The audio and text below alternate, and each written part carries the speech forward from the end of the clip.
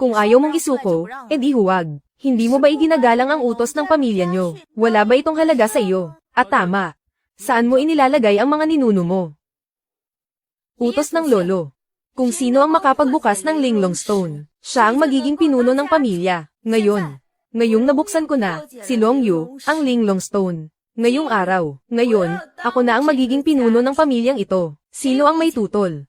Sinabi rin ni Lolo na ang mga babae ay hindi maaaring maging pinuno ng pamilya. Maliwanag na ito ay isang patakaran. Ngunit ang utos ng mga ninuno sa Linglong Stone ang nauna. Ang pagbasag sa utos ng mga ninuno sa Linglong Stone ay walang pinipiling kasarian. Ang dating pinuno ay nag-iwan ng utos ng mga ninuno. Natural lang na dapat natin itong sundin. Papa, ibibigay mo ba talaga ang pagiging pinuno ng pamilya kay Long Yu? Ngunit, ang hindi pagpayag sa mga babae na maging pinuno ng pamilya ay utos din ng mga ninuno. Gayunpaman, mayroon akong paraan. Anong paraan? Hayaan nating maglaban sina Long Yu at Long Shi. Kung sino ang mas malakas, siya ang magiging pinuno ng pamilya.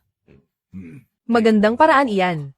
Kung gayon, hayaan nating maglaban silang dalawa. Long Yu, nasa ikapitong antas ka pa lamang. Matagal na akong umabot sa antas ng tao. Ngayon, siguradong matatalo siya. Gailan. Itong Long Fei Tian ay malinaw na kumikiling kay Long Shi. Huwag kang mag-alala, nandito ako. Siguradong panalo tayo. Sige, maniniwala ako sa iyo ngayon. Teka lang, magpapalit lang ako ng damit. Napansin ko na kapag nakasuot ka ng damit ng maid, ang ganda mo pala. Naghahanap ka ba ng gulo? Ngayon, tatapusin na rin kita. Kapag patay ka na, wala nang aagaw sa akin ng posisyon bilang pinuno ng pamilya Long. Tingnan natin ang galing mo.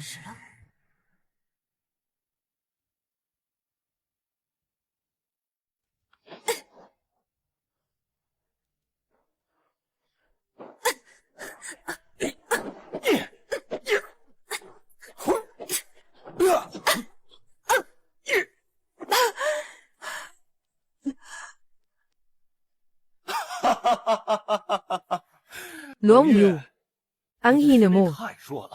Ikapitong antas ng True Sutra. Gusto kong makita kung paano mo ako matatalo. Ling Yu, hindi ba sabi mo may paraan ka? Tumulong ka na. Bakit ka nagmamadali? Hindi pa lumalabas ang tunay na potensyal ni Long Yu. Golden Light Palm.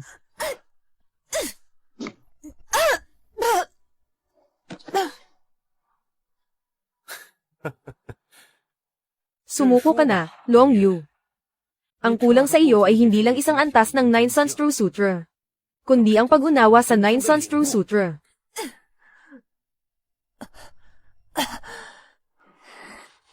Ako, hinding-hindi susuko, at hinding-hindi ko ibibigay ang pamilya Long sa iyong mga kamay. Ngayon, kahit mamatay ako, tatalunin kita. Gusto mong magpakamatay, ha? Sige. Pagbibigyan kita.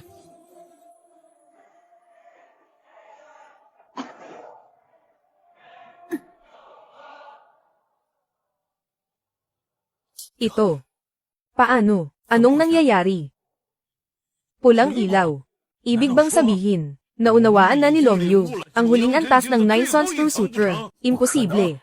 Nasa ikapitong antas pa lang siya. Paano niya mauunawaan ang ikasyam na antas ng Nine Sons True Sutra? Ito. Ano ba talagang nangyayari? Ikaw ba yan?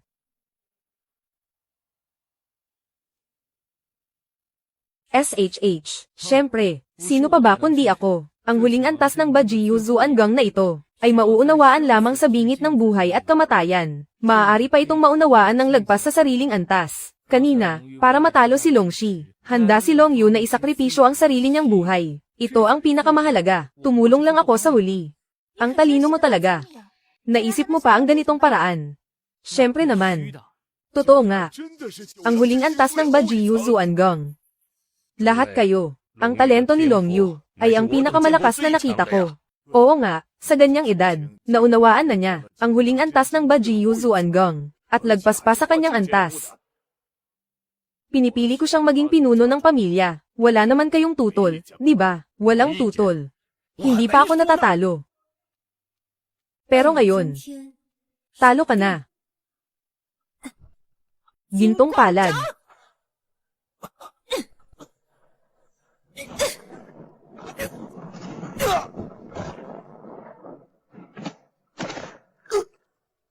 Anak, anak, ayos ka lang ba? Ayos ka lang ba? Grabe. Ang lakas. Ito ba ang huling antas ng Bajiyu Zuanggang? Mula ngayon, ako na ang pinuno ng pamilya Long. Mga tauhan, nilustay ng mag-amang Longxi ang yaman ng pamilya, at sinira ang interes ng pamilya. Mula ngayon, palayasin sila sa pamilya. Hindi niyo ako pwedeng palayasin. May nagawa akong mabuti para sa pamilya Long. Nagbuwis ako ng dugo para sa pamilya Long. Ako, huwag mo akong hilahin.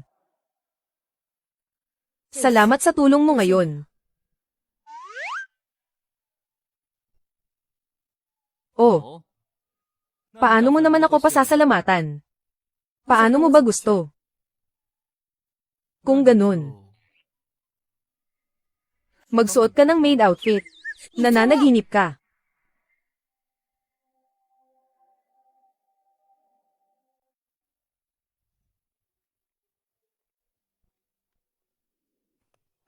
Grabe. Ang formang yan. Astig ah. Kaya, gusto mo ba manatili sa tabi ko? Gusto. Kung ganun, manatili ka sa tabi ko, at maging personal bodyguard ko. Ano sa tingin mo? Sige. Ayos na ayos. Lin Yu, gusto mo bang maging third party? Su Wanning, anong ginagawa mo rito? Nagiging bodyguard ka pa ng iba. Kulang ba ang binabayad ko sa'yo? Misunderstanding lang to. Nagbibiro lang ako kay Long Yu. Wanning. Hindi ako nagbibiro. Ibigay mo na sa akin si Lin Yu. Kahit magkano, babayaran ko. Huwag ka nang gamatong sa oras na to. Ikaw talaga. Matagal mo na palang gustong tumakas, no? Tatawagan ko ngayon ang master mo, para bumaba siya at bugbugin ka. Mali na po ako. Tumigil ka riyan. Bumalik ka, Lin Yu, bumalik ka rito. Maging bodyguard ko. Ikaw na ang magtakda ng presyo. Hindi na ako magiging bodyguard kailanman.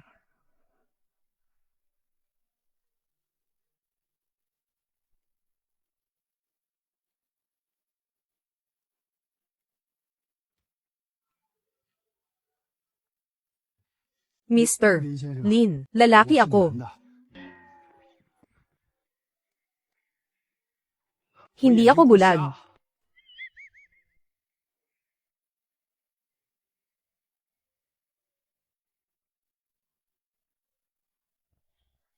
Sabihin mo na, ang pagtatalo ay nakakasira lang ng relasyon. Isa pa, mga matatanda na tayo. Bakit kailangan pang mamili? Lin Yu, huwag mo akong pigilan. Ngayon, hahamunin ko siya ng one-on-one. One-on-one sa akin. Halika, pagbibigyan kita. Bakit hindi mo ako pinigilan? Hindi ba sabi mo huwag kitang pigilan? Sige, simulan mo na ang palabas mo. Maswerte ka ngayon. Masama ang panahon. Kanselado ang laban. Pinuno. Ang Ice Coffin Talisman ng Miss ay humihina na ang bisa. Hindi na ito tatagal. Kailangan nating makuha agad ang siyam na karayom ng wayang o ang tagapagmana ng matandang doktor para mailigtas siya. Tita ko.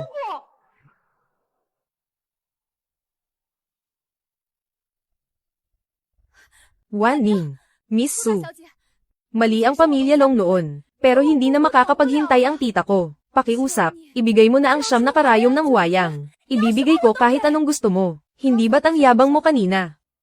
Mas gusto ko pa rin ang matigas mong ulo. Miss Su. Ang mga doktor ay may pusong mapagmalasakit.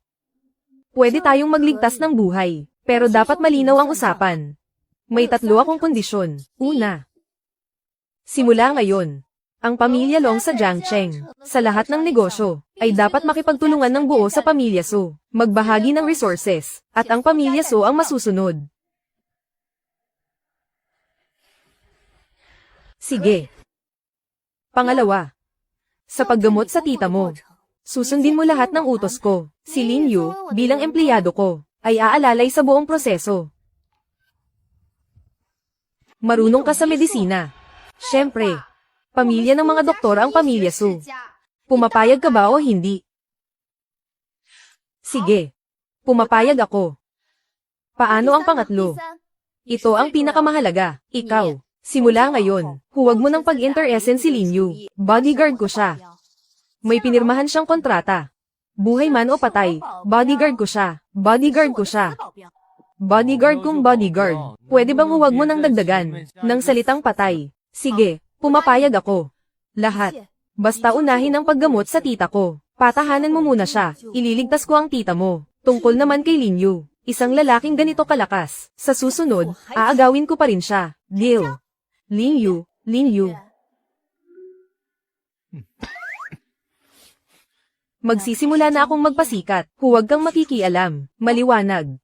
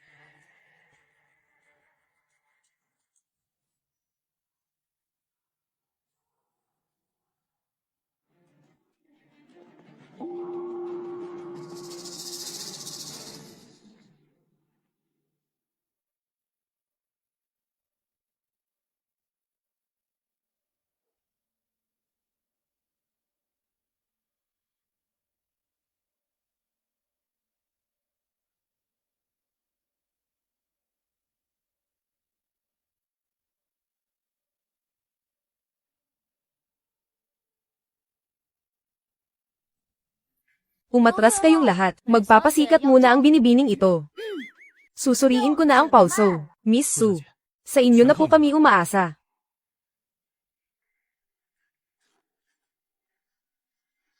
Bakit pareho ang hitsura nito sa tatlong iyon? Patay. Sa medical book ng pamilya namin, wala itong record kahit saan. Ang imahe ko bilang isang henyong doktor. Hindi ba masisira na? Bakit ka nakatingin sa akin? Ipagpatuloy mo ang pagsusuri. Ang sakit na ito, alam na ng binibining ito ang lahat. Nakikita kong may kakaiba sa buto mo. Gusto kong ipasa sa iyo ang walang kapantay na kasanayang medikal. Subukan mong suriin ang pulso niya. Tigilan mo nga ako. Hindi mo lang talaga alam kung ano ang sakit niya, di ba? Nagsasalita ka ng kalokohan. Ako, ang future na henyong doktor. Hindi ko malalaman. Ako ay binibigyan lang kita ng pagkakataong magpakitang gilas. Ayokong magpakitang gilas. Kanina lang, ang pamilya Long ay nag-alok ng consultation fee na nagkakahalaga ng bilyon-bilyon. Tapos gusto mo akong pagtrabahuhin ng libre sa isang salita mo lang. Ilang daan lang ang sweldo ko kada buwan. Bakit ko itataya ang buhay ko? Ano ba talagang gusto mo? Kailangan mong dagdagan ang bayad. 100,000. Pasensya na sa abala. Palem. 1,000,000. Hindi na pwede pang dagdagan. Maliit na negosyo lang ito. Walang utang. Pumasok na ang 1,000,000 yuan. Aba, ang galante naman ng boss. Masyadong mahirap ito. Kaya mo ba o hindi? Kung hindi, ibalik mo ang pera. Masyado kang nag-aalala kung kaya ko o hindi. Bakit? Gusto mo bang subukan? Hindi ito sakit. Ito ay ang sumpa ng malamig na yin. Sumpa. Tama. Ang sumpang ito ay parang parasito. Espesyal na kumakain ng lakas ng buhay. Kung hindi nyo ginamit ang 10,000 taong yelo, para ikulong ang lakas ng buhay niya, matagal na siyang patay. Ibig sabihin ba nito, ang tita ko, ay magiging isang buhay na patay na lang? Hindi naman sigurado. Basta't makakahanap tayo ng isang uri, ng banal na bagay na may matinding yang. Maaalis ang sumpang ito. Anong banal na bagay? Kahit hukayin pa ng pamilya Long ang lupa, hahanapin namin ito. Lai Yang Jade.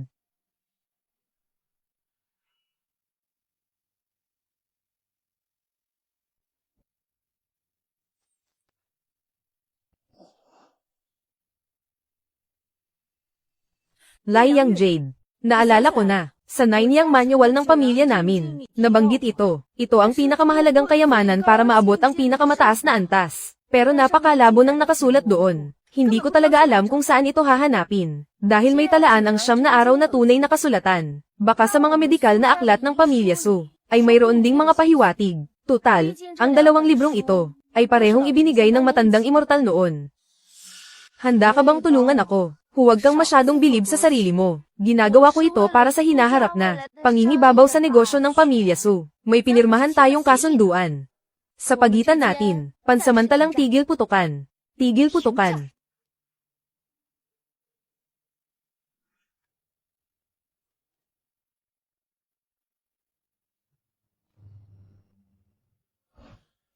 Ito ang travelag na iniwan noon ni Master Dan Fuzzy, ang matandang immortal. Nabanggit dito, ang nag-aapoy na araw na Jade. Papa, bakit itong mapa ay walang makitang malinaw? Para bang mga guhit ng multo? Hi. Ang mapang ito, ang pamilya Su natin. Pinag-aralan na ng ilang dekada, binabad sa tubig, inihaw sa apoy, kahit dinala pa para sa Carbon 14 na dating, wala man lang reaksyon, talagang walang makitang dahilan. Ito ay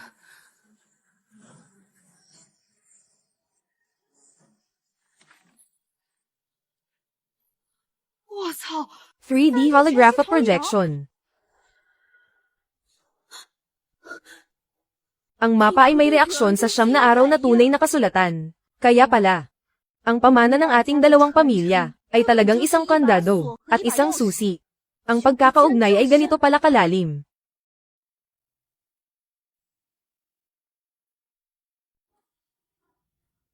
Hindi pwede.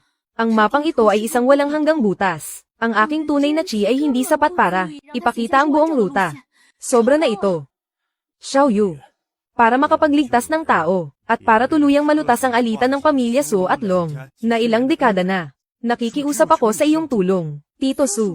Bakit ka nakikiusap sa kanya? Hindi ba siya bodyguard ni Wan Ning? Ano bang alam mo? Si Lin Yu ay ang huling disipulo ni Master Dan Fuzzy, ang matandang immortal. Nakuha ang tunay na pamana. Ano? Siya pala ang tagapagmana ng matandang immortal. Ang lakas ay pambihira, gwapo pa, mukhang pera at babero. At siya pa ang direktang disipulo ng matandang immortal. Ang ganitong perpektong lalaki, kailangan kong makuha. Su Wanning, pasensya na. Malakas at gwapo. Mapipilitan akong tanggapin iyon. Pero anong mukhang pera at babero? Ganun ba talaga kaalata? Sige na, sige na. Sa huli, ito rin ay para linisin ang kalat ng 3 matatanda. Tatanggapin ko na. Long Yu, umupo ka. Ililipat ko ang tunay na chi sa iyo. Ikaw ang magbukas ng mapa.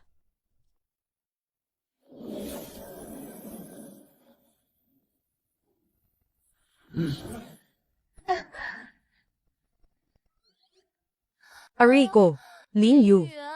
Ang init ng tunay na chi mo. Nawawalan tuloy ako ng lakas sa buong katawan. Hoy. Kung mag-iipon ka ng chi, mag-ipon ka lang. Bakit kailangan pang kumembot? Itago mo nga iyang buntot ng asong gubat mo. Ehem, mag-focus ka. Umiilaw ang mapa.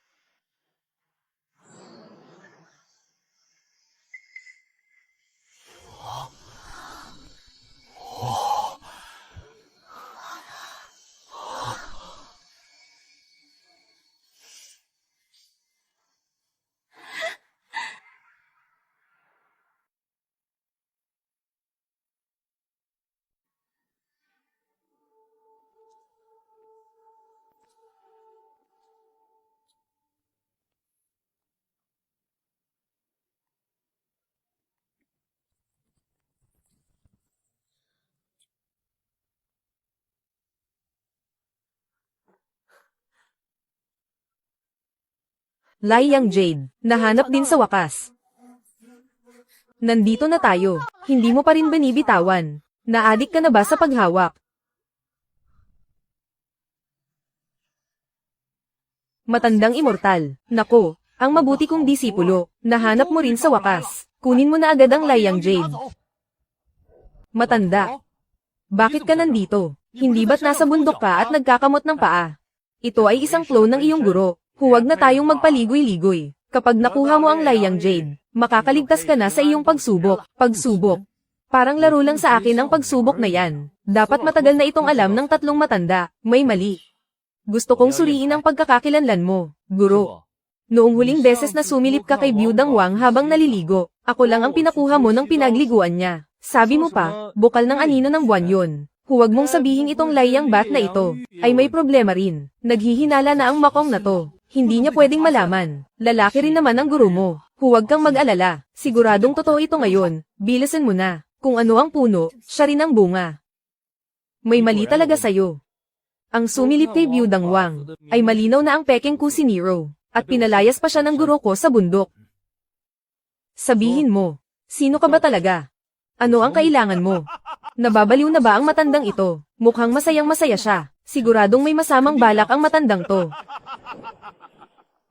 Sino ako? Ako ang kapatid ng guro mo. Ang kakambal niyang si Dan Mosey. Ginamit ng matandang yon ang Liang Jade. Para ikulong ako rito ng 20 taon. Galit ako. Papatayin ko kayong lahat.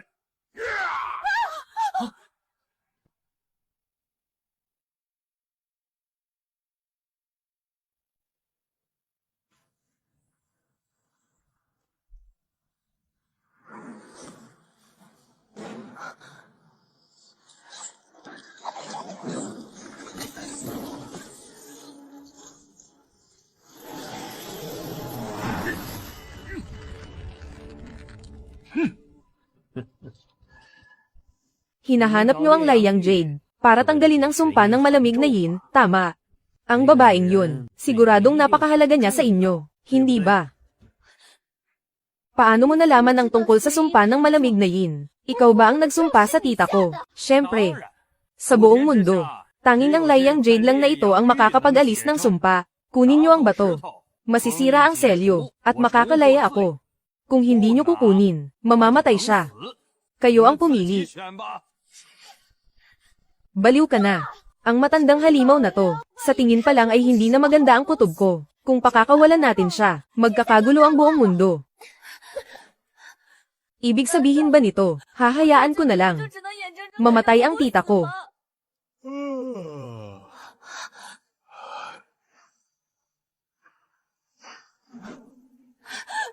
Hindi. Ang laking espada niyan. Hinugot mo ba yan sa pantalon mo?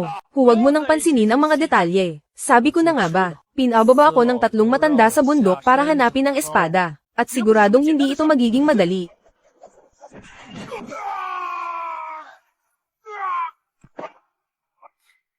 Magdadagdag pa ako ng isang layer ng selyo. Sa ganitong paraan, kahit kunin pa ang Liang Jade, hindi ka na makakatakas, tatakas. Kahit nga gumalaw hindi ko magawa eh. Ang selyong ito ay mas malakas ng 10 beses kaysa kay Dan Fuzzy. Ano ba talaga ang lakas mo? Ako.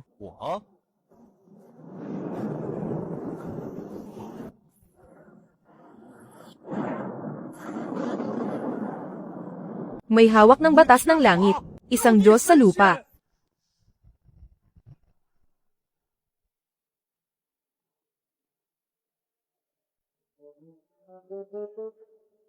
Nakita mo ba, peking bata, kahit mga Diyos ay nagtatrabaho para sa akin. Ayos na ang problema mo. Huwag mong kalimutan ng bayad ko bayad. Wala ka naman talagang ginawa eh. Ling Yu, doblehin ko ng 10 beses ang sweldo mo. Gusto mo bang lumipat sa akin? Tinatapon mo na ako pagkatapos pa ka nabangan. Masama, masama. Tusan go. Hindi ako magtataksil sa iyo. Paano naman? Kung hindi lang ako niloko ng matandang iyon, akong Diyos sa lupa, magtatrabaho para sa iba, niloko pa niya ako ng 2 bilyon.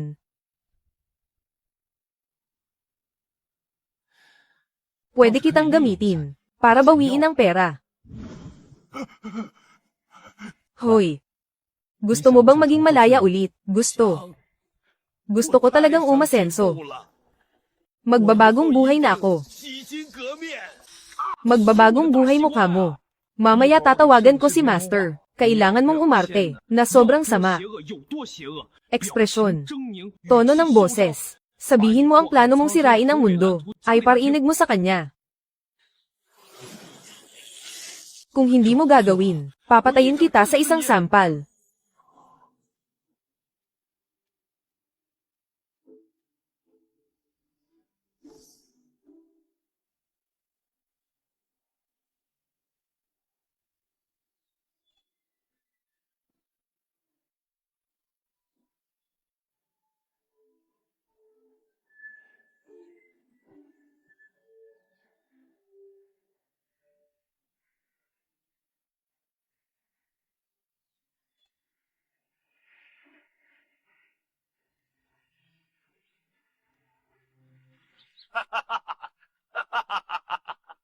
Mabait na disipulo. Kumusta ang trabaho? Dan Fuzzy. Aking mabuting kapatid. Hindi mo inaasahan no, makakalaya na ako. Paglabas ko, ang 20 taon na naipon ko, na hindi pagpatay ng tao, papatayin ko lahat ng sabay-sabay. Master, nakita mo na. Ayaw mo rin naman sigurong magwala, ang sarili mong kapatid, di ba? Ibalik mo muna ang 2 bilyon. Ilipat mo sa akin. Kung hindi, walang usapan. Ginastos. Ginastos na. Ikaw na gastador ka. Pera iyon ah. Kahit sunugin hindi ganyan kabilis ah. Wala nang usapan. Buksan ang gate, pakawalan ng demonyo. Magsimula na ang pagkawasak. Huwag. Nandito pa ang pera. Ililipat ko na sa iyo.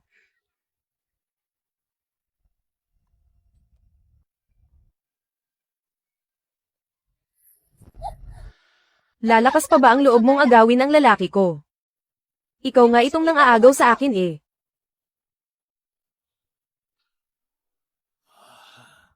Su Wanning. Huwag muna kayong mag-away. Sino ang tutulong sa akin na habulin siya? Tatanungin ko lang. Kailan niyo ako palalabasin?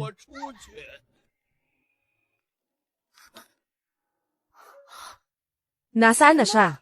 Tumakas na.